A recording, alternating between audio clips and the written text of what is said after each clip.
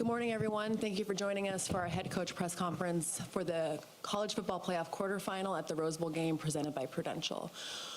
My name is Karen Linhart. I'm the Rose Bowl game marketing and media director, and I'm joined today by Oregon head coach Dan Lanning and Ohio State head coach Ryan Day. I'm going to open up the floor for questions after we hear an opening statement from each coach. I'll start with Coach Lanning. Yeah, thrilled to be here today. It's exciting part of football season. I think this is always one of my favorite parts of the year. We get to watch, some historic teams get the opportunity to battle out there on the field. I know our players have really enjoyed every bit of the experience. We're grateful for the Rose Bowl and the service they've provided for our team. This is certainly a little bit different landscape this year because of how bowl games are set up, but the Rose Bowl has been first class in every way. Growing up as a kid, you remember getting to be a part of games like this, so this is one we're really thrilled to compete in. Obviously, Ohio State's a great team, so this will be a fun challenge for our guys. Okay, thank you, Coach. Coach Day? Yeah, I echo what Dan said. First off, I want to thank everybody with the Rose Bowl committee, and they do an unbelievable job here. It's one of the greatest settings there is in college football, and we're excited to be here, for a lot of reasons. And the third time that I've had an opportunity to be here, and it is a beautiful setting, and we have a great opponent here, and got a lot of respect for Oregon and how Dan runs his program and his players and his team. So very unique situation in that we're both now in the Big Ten, but when you look back on the history of the Big Ten and the Pac-12 and the matchups that have been before, I think it makes it even more special, this game. So excited about that. It also, for us, having Archie Griffin and the statue built here and also at Ohio Stadium, just a lot of history here at Ohio State in terms of playing in this Rose Bowl. So excited for the game, excited for our fans to get here and get into LA and obviously enjoy the game. So we've had a great week of preparation, like Dan said, different preparation. It's not really a bowl game, quote unquote, with events. It's more about a playoff game, and so excited about the opportunity to play. Thank you, Coach. We're now going to open up the floor for questions. We have 2 mic runners on both sides. Please raise your hands. When you ask a question, please state your name and your media outlet. We'll start with a question here on the left-hand side. Joe Nugent, WCMH Columbus. Question for both of you. Start with Ryan. Wondering how this is different preparing for a Rose Bowl where you have 2 teams that could win it all, yet knowing that you still have 2 more to go. Yeah, it's a different experience. It's more of a, it's like being in a routine of a game week. And, usually when you prepare for a bowl, there's a whole month of preparation. This is more of a routine. So I think we've all seen this coming and so prepared for what these are going to look like in terms of the preparation. But it's been good for our guys. And there's no classes right now, so they've been able to really just focus on football. Getting out here, getting acclimated, and getting to work. But I just think the biggest thing is it's more like being on a road game during the week, just a longer season. Yeah, very similar thought process for us. You can't worry about the next game until you take care of business in this game. And for us, that's the way our teams approached it. Obviously, when you play a team like Ohio State, you have to bring your best. So I don't think you can look too far down the road. You have to focus on right now. But it's been, you wait till you get about 7 days out and you try to set it up very similar to what a week would look like for a normal week preparation during the season. Take a question. Please raise your hand if you have one. We'll go in the front right there. Black hat.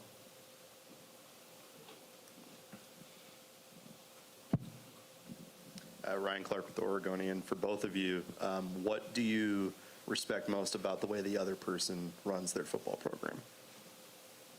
Yeah, I'll start. I think, first off, Dan does a great job in terms of recruiting. Recruits very talented young men with a lot of high character.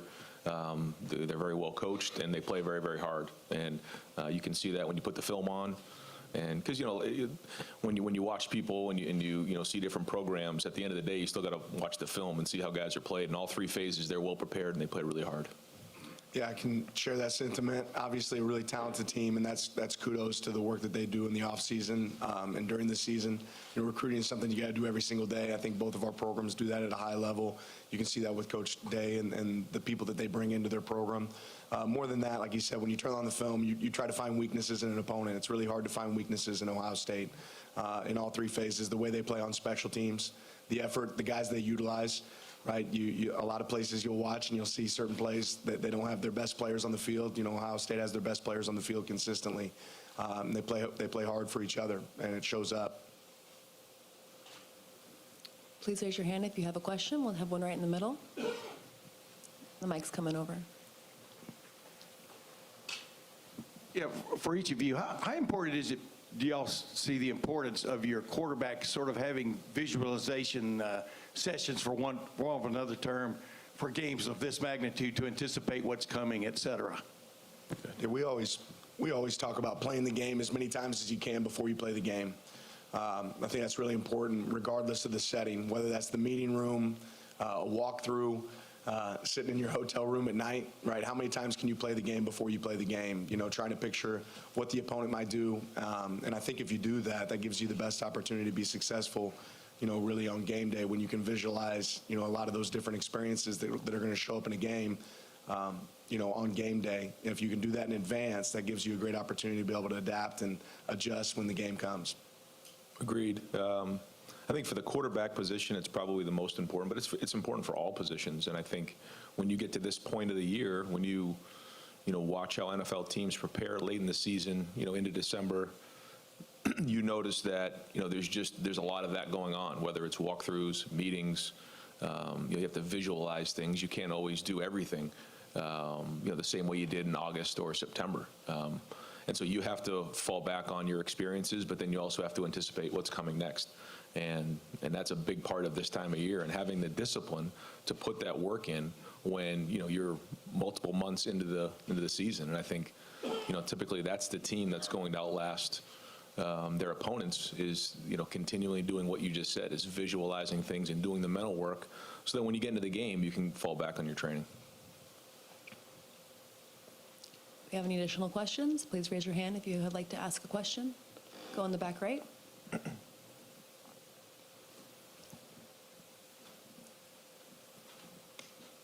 James Crepey with the Oregonian. For both of you, with the commissioners meeting to discuss a possible format change as soon as next season, in part because of seeding like in this matchup this early in the quarters, what are your perspectives on what the seeding changing should be, if the conference champions should continue to get first round buys, or if it should be more truly seeded like they're discussing? Go ahead, Dan. Furthest thing from my mind right now, right? I'm worried about right now. So I think college football is going to continue to see change. I think our job as coaches is to continue to adapt. Ultimately, like, what an awesome game this is, right? What an opportunity this is. But I'm sure the people that need to be able to assess that will assess it. But that's not my concern right now at this point in the season. Our concern is Ohio State. Yeah, same here. Focus is on this Rose Bowl and this game, but I know we're all learning. Everybody's learning as we're going to this new format, and I'm sure after the season there'll be time to discuss those things. We have a question on the left-hand side over here. No, we don't have it over there. We have one right in the middle. Sorry about that. Austin Krumscott and Gray Sports Radio. You guys played each other week 7, you know, one of the matchups that a lot of the country saw as a potential national championship rematch. Now, months later down the line, 2 different teams, 2 different identities. How do you both stay the same with your game plan and not focus on what the media is talking about? Well, first off, I think that, you know, Oregon certainly, you know, in that game played a tremendous game and has continued to get better as the season's gone on. But I think both teams are just in a different place than we were midway through the season. And, you know, it's going to come down to the play on the field. And, you know, there's a balance there of the things that, you know, your team has, you know, built their foundation on, but also having change-ups and mix-ups. And it's about matchups. And we know that. It's about matchups on our end. It's about matchups on their end. And then, you know, understanding that in all 3 phases, it all has to work together. So, you know, you see this in the NFL playoffs a lot, where teams will play each other again later on in the season. This is an example of that. So you're going to see it more and more as we move forward, and it's just going to become part of college football. Yeah, ultimately, I feel like great teams have tendencies. You're supposed to, right? There's things that Ohio State does really well that I'm sure that they'll work to do in this game, and there's things that Oregon does really well that we're going to try to do in this game as well. So it's a little bit of the double-edged sword of how much do you want to change going into a next game. But I'll say this: every time you turn on Ohio State's film, you do see new wrinkles. You see Coach Day and his staff coming up with new things that make it a challenge to prepare for. And I think we challenge our coaches here to do the same thing. So like you said, we're different teams at this point.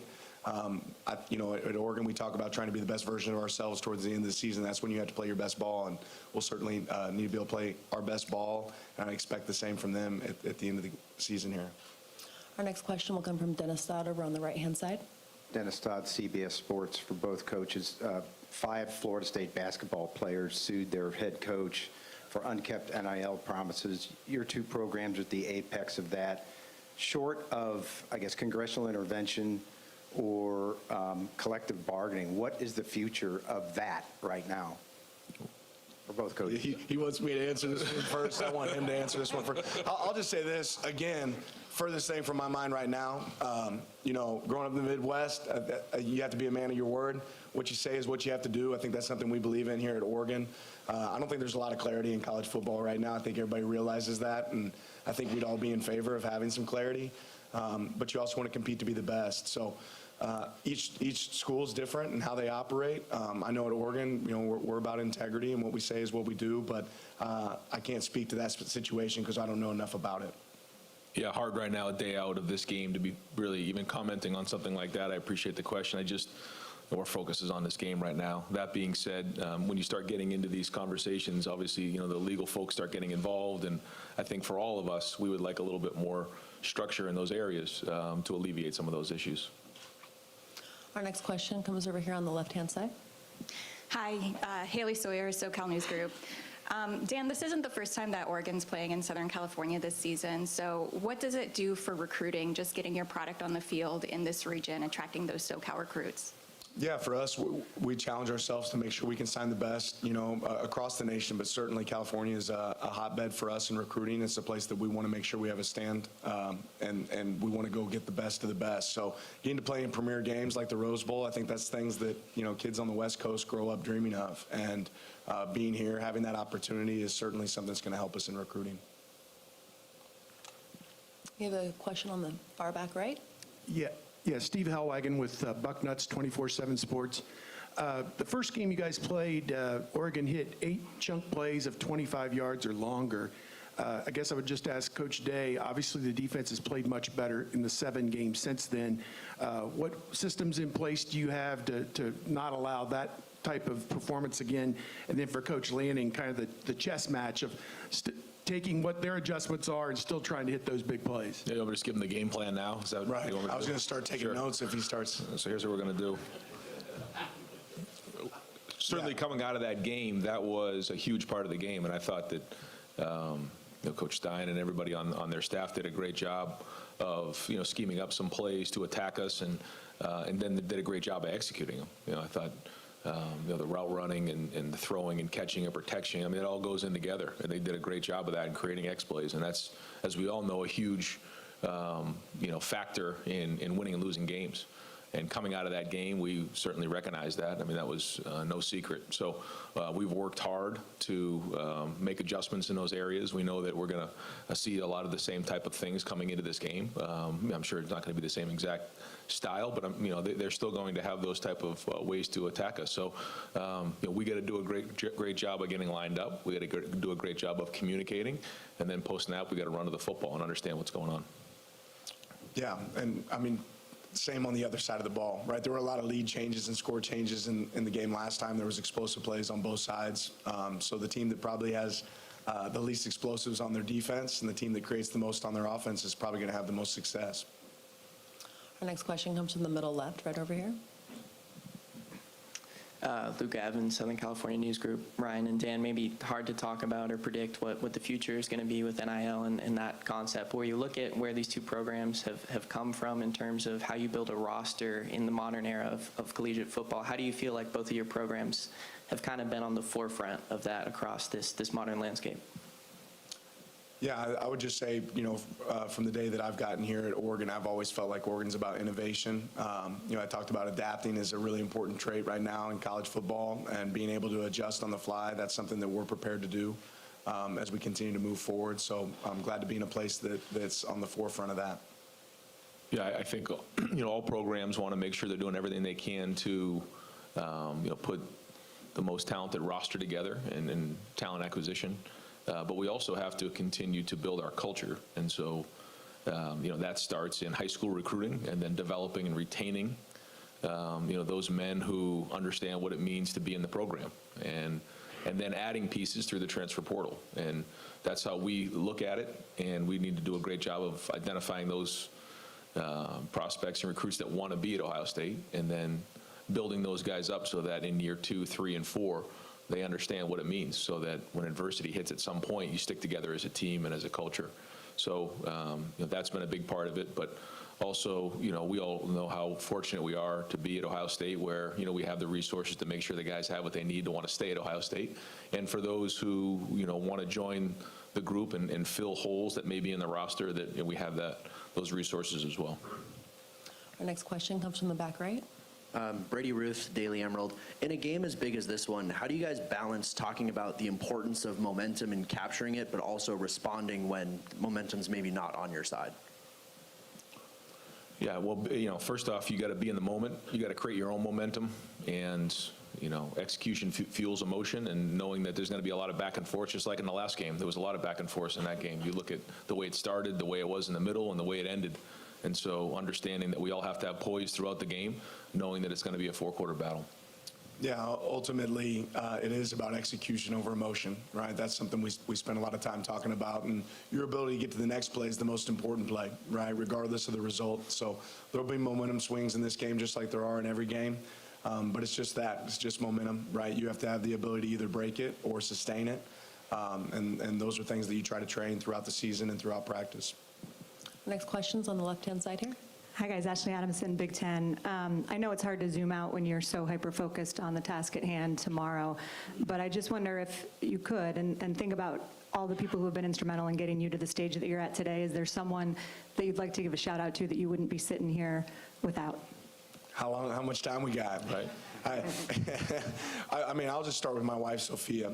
I think anybody that has as a coach in this profession, realize that there really isn't balance. I've said that before. There isn't balance if you want to be great. You need a great support structure around you.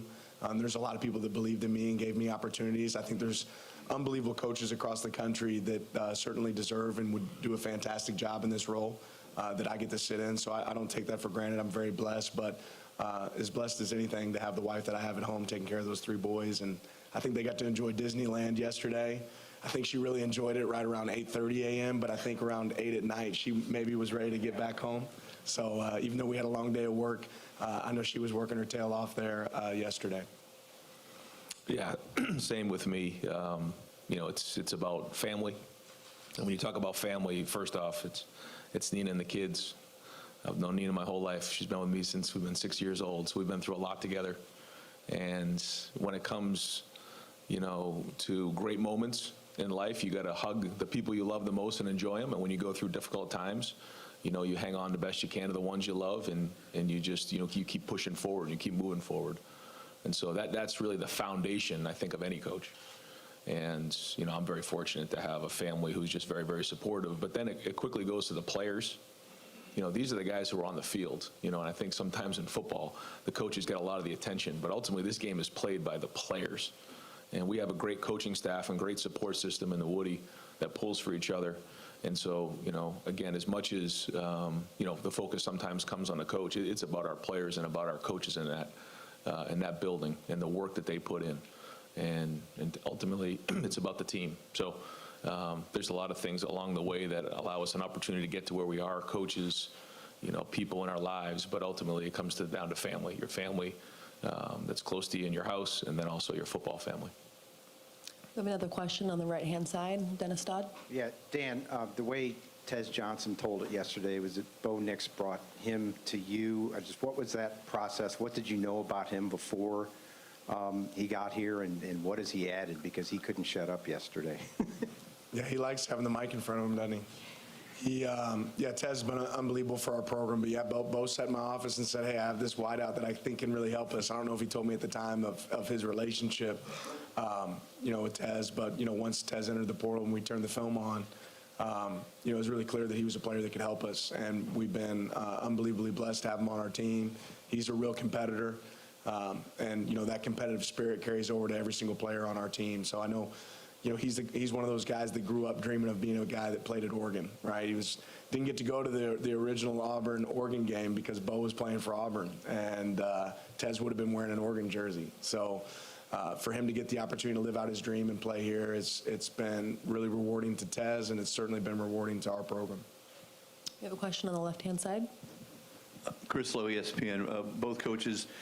Ryan, you guys would have to play 17 games to win a title, Dan 16. What's the wear and tear been on your all's team in a season that long? And what have you learned in trying to manage a team through a season that long and will continue to have to evolve going forward? I feel like all things considered, we're as healthy and as, strong and as fresh as we've been all season. I think right now we're battle tested. I think we've built depth, and when we put the roster together, we knew that this was going to be the case, that we had to be strong and powerful late in the season and continue to build as the season's gone on. And although we've had some injuries in certain positions, I feel like right now we're playing as fast and as violent as we've played all season. So there's a lot that goes into that. I won't get into all those types of things, but I do think as we continue to move forward in this format, it's something we all need to consider. Yeah, I think it's, for us, it's something you prepare for throughout the summer, knowing what the season could look like, right? And kind of having a 365-day plan of how do you want to prep for these moments.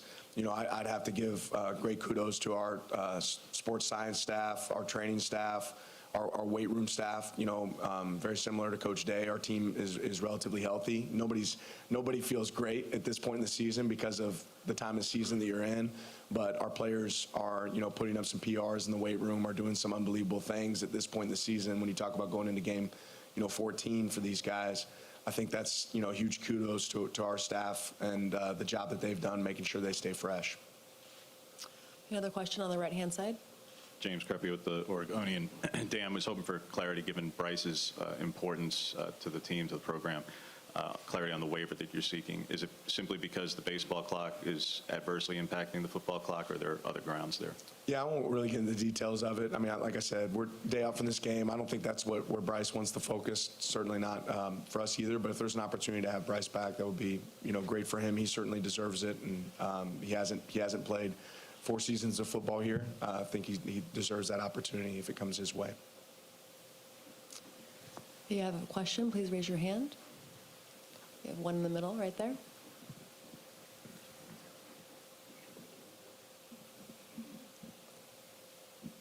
This is Tim May, Letterman Row, for Ryan. How much different do you feel now than you did the week leading up to the Tennessee game with all the talk, that was going on in Columbus, Ohio, about you and your future and your team and stuff? Do you feel refreshed? What is the feeling you feel now going into this one? Very similar, and hungry, focused. Every opportunity you get on the field is an opportunity to prove people right and prove people wrong, and that's just the approach of our team. And we were excited to get back on the field, but we're excited about playing in this game as well. A lot of football ahead of us, and that's really just been the focus. And you have to learn from what's gone on in the past, and if you don't, then you're going to repeat yourself. And so every week we have to learn, whether it's winning a game by 28, the issues are still on the field. You lose a game, you have to learn from what happened, and then you grow from there as the season's gone on. We're both here in the Rose Bowl, and along the way there's twists and turns. You don't know how you're going to get to this point right here, but here we are, and an opportunity to play against a great team, and it's another opportunity for us to play Oregon again in the same season. So we feel fortunate for that, for that to have happened. But the only way that was going to happen is if we won the last game, and if we want to continue to move on, we got to win this game right here. Our next question comes from the second row. Hi, Bria Maranthus, Oregon Ducks on Sports Illustrated. For both of you guys, tomorrow I know a lot of people are looking forward to the sun setting on the Rose Bowl. I wonder if each of you have a moment you're looking forward to tomorrow? Yeah, hopefully when that thing hits 0, the Ducks win. That would be the hope. I think it's really hard in our position, and certainly even for our players. You ask people to be in the moment, right? And I don't know that we ever get the opportunity to truly reflect on seasons, get the opportunity to really reflect on games. This is a game that everybody on our staff, every one of our team, every person on our team is really thrilled to be a part of. But there probably won't be a lot of chances to sit back and just soak in the moment. And that's okay, right? Because that's part of what makes it so special there at the end. Yeah, agreed. when you're at the Rose Bowl, you're like on sensory overload. You know, the grass is greener, the sky is bluer, the sun is more yellow. It's a beautiful setting. But once the foot hits the ball, it's time to go play. And anybody who knows playoff football, you know, everything gets ratcheted up, and the intensity just gets ratcheted up. And so, you know, the electricity in that stadium tomorrow will be special. Another question on the left-hand side. Just 1 second, and we'll pass that mic.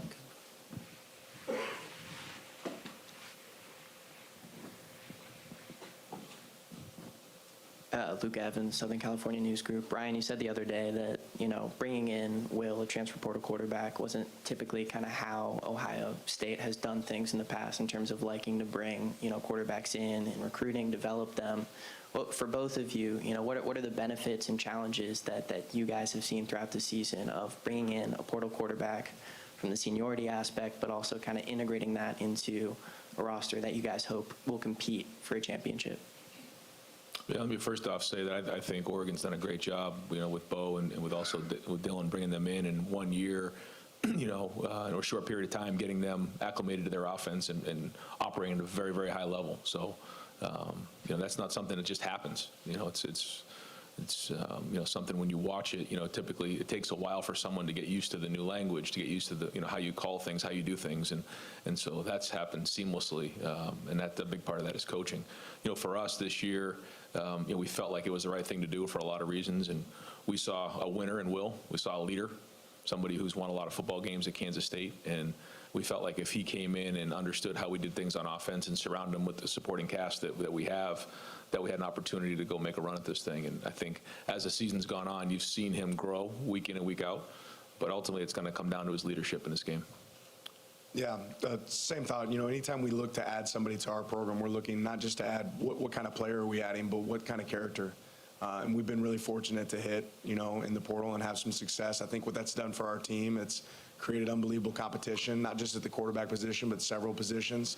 When you have competition, that brings out the best in everybody, right? Brings out the best in all of our team. And at this point in the season, too, like Coach Day alluded to earlier, it gives you the opportunity to have depth and be strong and have strength in numbers towards the end of the season. But Dylan's done an unbelievable job for us, just like Will has done for them. You talk about two great quarterbacks getting to battle it out on the field tomorrow. That's obviously really exciting. We have time for one more question. Okay, without any additional questions, we're going to end today's press conference. Thank you to both Coach Day and Coach Lanning. We're going to do a photo op with the trophy. For all photographers, please stay seated. We're going to get the video first, and then we will let the photographers know when we're ready for you. 1 second.